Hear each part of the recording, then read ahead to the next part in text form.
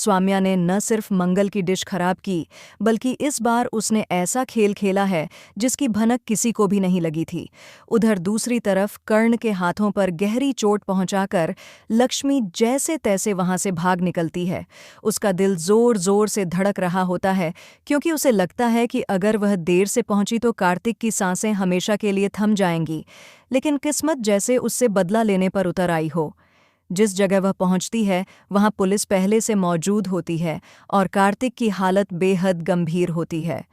Police को जैसे ही लक्ष्मी दिखती है, सभी उस पर शक की नज़रों से घूरने लगते हैं। किसी को भी भरोसा नहीं होता कि जो लड़की कार्तिक के लिए अपनी जान देने को तैयार रहती है, वही उसकी जान लेने की कोशिश करेगी। लेकिन घटनाएं कुछ ऐसी बनती हैं कि सारा शक उसी पर जा गिरता है। कार्तिक के पास मिले खून से सने कपड़े और जमीन पर पड़ा एक टूटा हुआ कंगन, जो बिल्कुल वैसा ही होता है जैसा लक्ष्मी पहनती है, इस मामले को सीधे उसी पर मोड़ देता है। पुलिस बिना एक पल गंवाए लक्ष्मी को गिरफ्तार कर लेती है। कर्ण यह सब देखकर बुरी तरह टूट जाता है। वह पुलिस से भिड़ने की कोशिश करता है, लेकिन कोई उसकी बात सुनने को तैयार नहीं होता। हर तरफ बस यही आवाज़ गूंज रही होती है, लक्ष्मी ही दोषी है।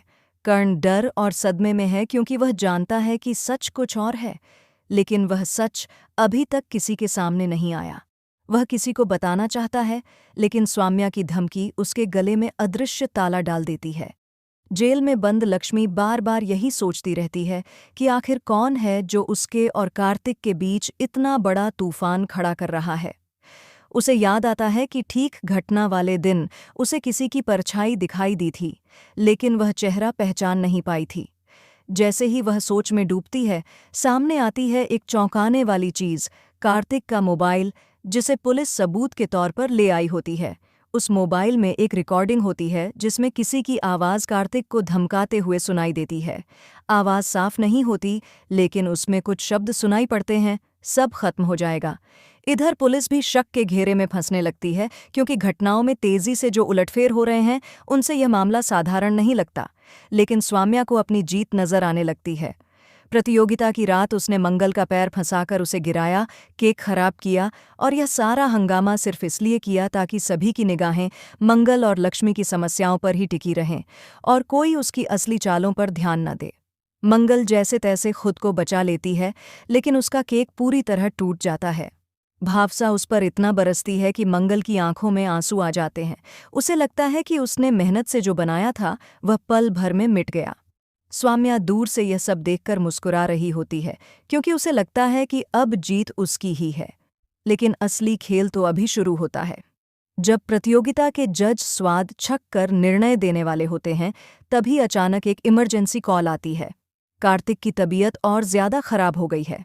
यह सुनते ही मंगल के पैरों तले जमीन खिसक जाती है, क्योंकि उसे एक पुरानी बात याद आती है। कार्तिक ने एक बार उससे कहा था कि अगर वह कभी किसी मुश्किल में फंसा तो मंगल ही उसकी आखिरी उम्मीद होगी। मंगल सब कुछ छोड़कर अस्पताल की ओर भागती है। वहां पहुंचकर जो सच्चाई उसे पता चलती है, वह किसी बम धमाके से कम नहीं होती। कार्तिक के बेड के पास पड़ा एक छोटा सा कैमरा, जिसे किसी ने ध्यान से नहीं देखा था, उसमें रिकॉर्ड हुई फुटेज सच्चाई को पूरी तरह बदल देती है। उस फुटेज में जो शख्स कार्तिक को जान से मारने की कोशिश करता दिखाई देता है, वह न तो लक्ष्मी है न कर्ण, बल्कि वह कोई ऐसा है जिसे देखकर मंगल की सांसें रुक जाती हैं। वह स्वाम्या की अपनी बहन निकिता होती है।